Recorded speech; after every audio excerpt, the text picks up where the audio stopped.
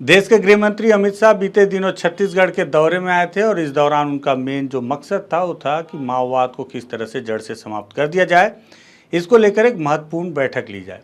उन्होंने बैठक ली और बैठक में छत्तीसगढ़ और आसपास के राज्य के सभी वरिष्ठ अधिकारी जिनकी महत्वपूर्ण भूमिका है माओवाद को समाप्त करने में, उन्हें भी इस बैठक में सम्मिलित किया गया। सम्मिलित होने के बाद आखिरी में पत्रकार वार्ता को संबोधित करते हुए केंद्रीय गृह मंत्री अमित शाह ने बताया कि क्या कुछ उपलब्धियां रही हैं बीते जब से छत्तीसगढ़ में फिर से बीजेपी की सरकार आई है तब से। कितने हथियार वापस रिकवर किए गए, कितने माओवादियों को मार गिराया गया, कितने माओवादी गिरफ्तार कर लिए गए हैं और कितने माओवादी समर्पण किए हैं। सारी उपलब्धियों को बताने के साथ साथ कितनी किलोमीटर की सड़कें बनाई जा रही हैं, कितने सुरक्षा बलों के कैंप इस्टेब्लिश किए जा रहे हैं, सारे आंकड़ों को बताने के साथ साथ केंद्रीय गृह मंत्री अमित शाह ने यह भी बता दिया कि आखिर वो समस्या जो छत्तीसगढ़ की सबसे महत्वपूर्ण समस्या मानी जाती है और पूरे देश को भी इस समस्या ने परेशान कर रखा है, जिसे लोग माओवाद कहते हैं, उस समस्या से छुटकारा कब तक मिल जाएगा, उसकी तारीख भी केंद्रीय गृह मंत्री अमित शाह ने बता दिया। उन्होंने बताया कि 2026 मार्च तक माओवाद सिर्फ छत्तीसगढ़, बस्तर, दंडकारण्य ही नहीं पूरे देश से समाप्त हो जाएगा। सारी उपलब्धियां बताई उन्होंने, लेकिन कुछ एक आंकड़ा बताना छोड़ दिया उन्होंने। उस आंकड़ों पर बातचीत करते हैं। नमस्कार, मैं विकास तिवारी हूं, आप बस्तर टॉकीज देख रहे हैं।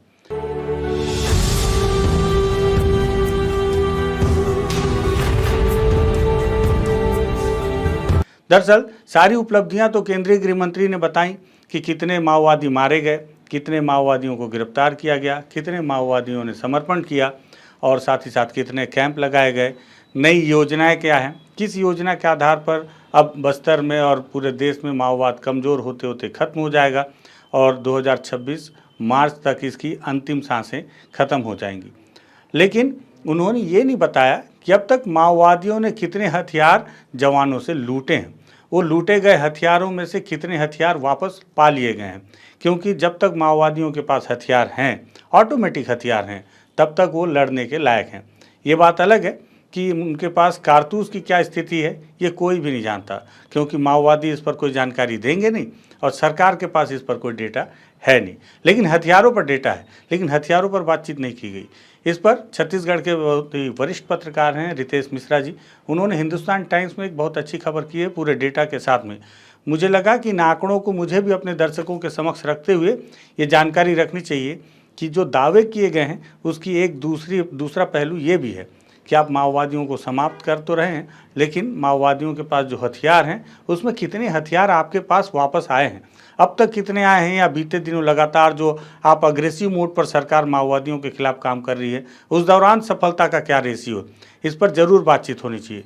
तो रितेश मिश्रा जी ने जो हिंदुस्तान टाइम्स में खबर की है और उसके साथ ही साथ जो आंकड़े हमने भी उनसे मांगे, हमने कहा भाई हमारे दर्शकों को भी आंकड़े मिलने चाहिए, तो उन्होंने ये आंकड़े हमें दिए जिसमें 2001 से लेकर 2024 तक माओवादियों के द्वारा जवानों से लूटे गए हथियारों के पूरे आंकड़े हैं। आप तस्वीर में देख रहे होंगे ये आंकड़े, जिसमें कुल आंकड़े हैं 689। ये 79 और 89 का थोड़ा सा लफड़ा फंस जाता है हिंदी में, तो इसलिए अंग्रेजी में बोलना ज़्यादा ठीक रहता है, लेकिन क्या हिंदी में हम बातचीत कर रहे हैं तो इसलिए 679, फिर से भूल गया 689 भूल जाता हूँ। 689 हथियार लूटे गए हैं माओवादियों से। और खेमे भाई इसको एडिट मत करना, चलने देना, दर्शकों को पता तो रहे कि मिस्टेक होता है तो हम उसी में सुधार लेते हैं, ठीक है। तो 689 हथियार लूटे गए हैं माओवादियों से 2001 से लेकर 2024 तक, जिसमें AK-47, SLR, INSAS, 303 rifle, carbine, 9mm pistol, 9mm revolver और अन्य हथियार में और जो छोटे मोटे कुछ अलग अलग हथियार होते होंगे, इनकी संख्या है। इसमें AK-47 184, SLR 159 और INSAS 168, 303 rifle 88, carbene 5, 9mm pistol 8 और 9mm रिवॉल्वर 6 और जो अन्य हथियार हैं उनकी संख्या है 71। कुल मिलाकर 689 हथियार लूटे गए हैं माओवादियों के द्वारा 2021 से 2024 तक। अब इसमें से रिकवर कितने किए गए हैं, तो रिकवर करने की संख्या भी आपको बता देते हैं। बीते दिनों लगातार ऑपरेशन चल रहे हैं, उसमें सफलताएं हालांकि ज़्यादा मिली हैं, लेकिन अब तक जो हथियार रिकवर किए गए हैं इसमें, अच्छा एलएमजी की संख्या पुराने वाले आंकड़े में नहीं है जो लूटे गए में, अन्य में हो सकता है कि उनको शामिल किया गया हो, लेकिन रिकवर किए गए में एलएमजी 4 रिकवर किए गए हैं, AK-47 23 रिकवर किए गए हैं, SLR 40, इंसास 37, 303 110, कार्बाइन 7 और 9mm पिस्टल की संख्या यहाँ पर 28 दी गई है और 9mm रिवॉल्वर की संख्या यहाँ पर 4 दी गई है। बीजेल लॉन्चर कितने लूटे गए उसे भी मुझे लगता है अन्य में शामिल किया गया होगा आंकड़े में। यहाँ पर 17 दिया गया है, 12 बोर बंदूक 251, 315 बोर बंदूक जो है वो है 130 और जो लोकल जो भरमार बंदूक जो होते हैं ना वो 1947 रिकवर किए गए हैं। इसके साथ ही 2598 हथियार माओवादियों से रिकवर किए गए हैं। इसको लेकर वरिष्ठ पत्रकार रितेश मिश्रा जी ने जो खबर की है उन्होंने बताया है कि अभी तक जो हथियार माओवादियों ने लूटे थे जवानों से उसमें से केवल 21.5% हथियार ही वापस रिकवर किया गया है। कुल संख्या जिसमें कि ऑटोमेटिक वेपन की है वो 516 है, जिसमें हम 303 और जो पिस्टल और रिवॉल्वर है उन्हें सम्मिलित नहीं कर रहे हैं। तो 516 हथियार जो ऑटोमेटिक है वो लूटे गए हैं, जिसमें केवल 111 ऑटोमेटिक वेपन रिकवर किए गए हैं, जिनका प्रतिशत होता है 21.5। इतने ऑटोमेटिक वेपन वापस पुलिस ने मुठभेड़ों के दौरान वापस रिकवर किए हैं।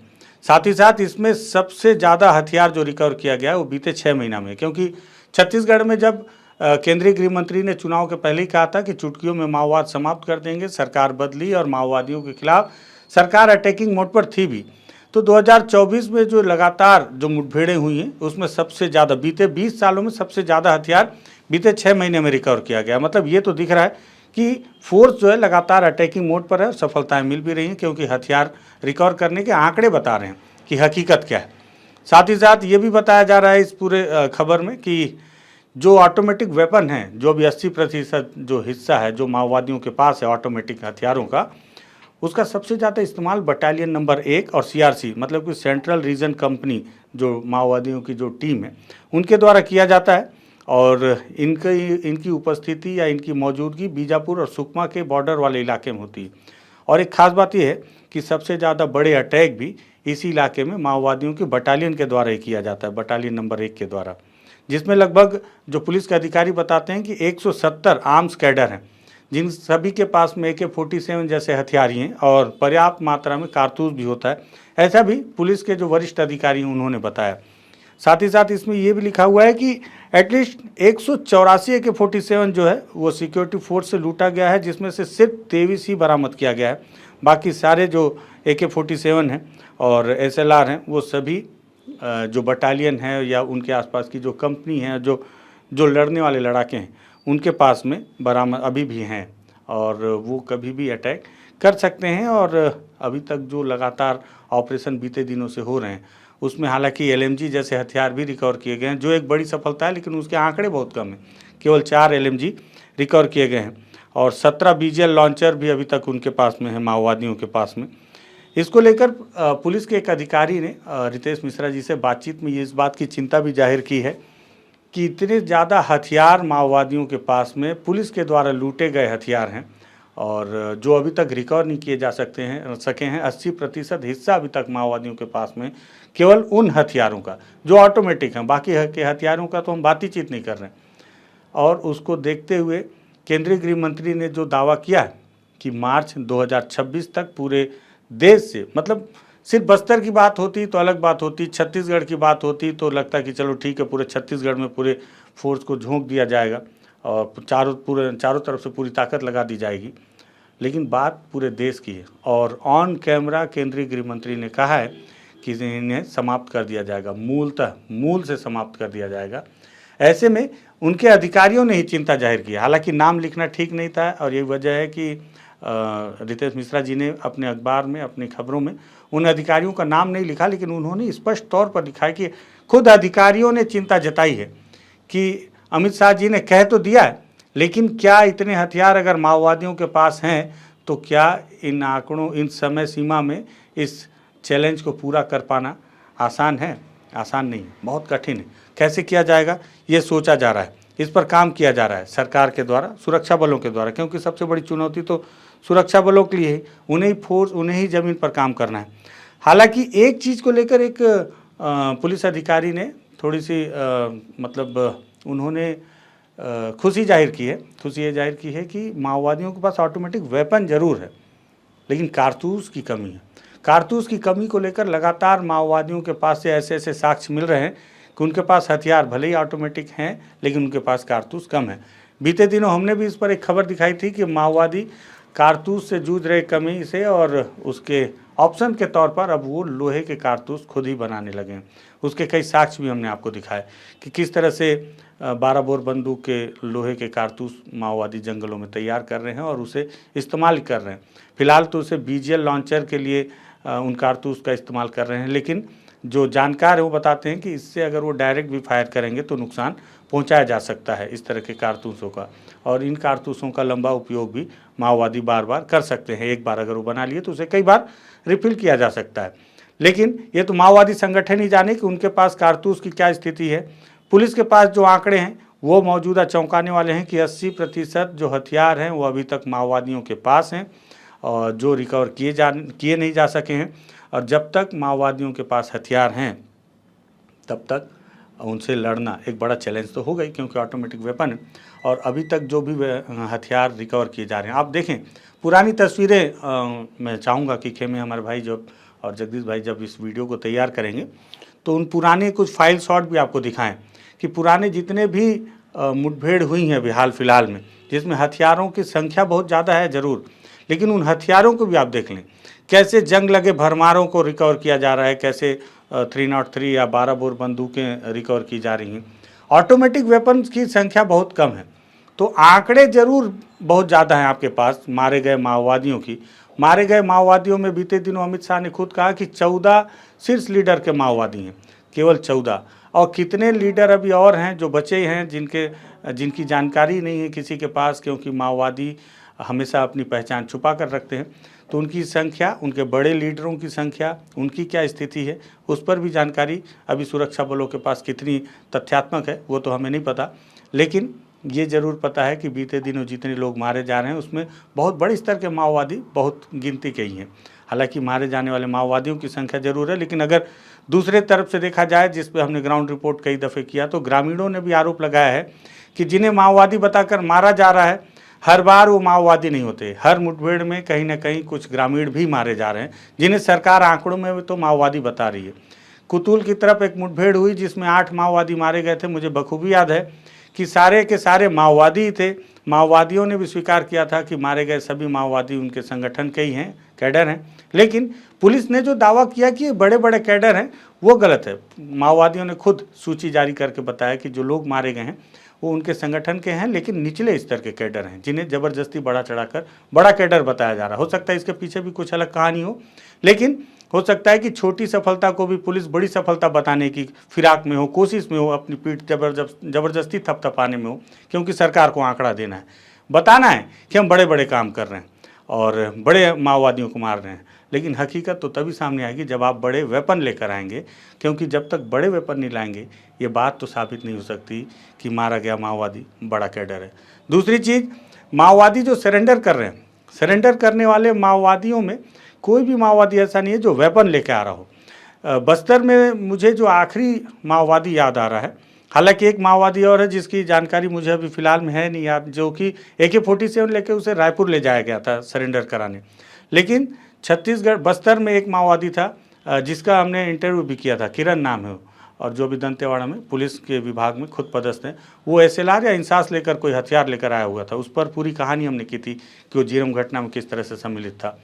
उसके बाद से कोई भी माओवादी मुझे याद नहीं आ रहा जो हथियार लेकर सरेंडर कर रहा है। तो ये हथियारों की स्थिति है माओवादी संगठन की, और ये आंकड़ों की स्थिति है, और पुलिस के अधिकारियों की चिंता भी जायज़ है कि हथियार अगर उनके पास है तो आप बहुत जल्दबाजी में वो तारीख गलत तो नहीं बता दिए कि 2026 तक ही समाप्त कर देंगे। तो आप यह हो सकता है कि केंद्र सरकार के पास कोई ऐसी बड़ी रणनीति हो, क्योंकि अमित शाह जी ने तो खुद कहा एक पत्रकार के सवाल पर कि हर रणनीति हम आपको कैमरे के सामने तो बता नहीं सकते। उनकी रणनीति आने वाला समय आएगा तो बताएगा।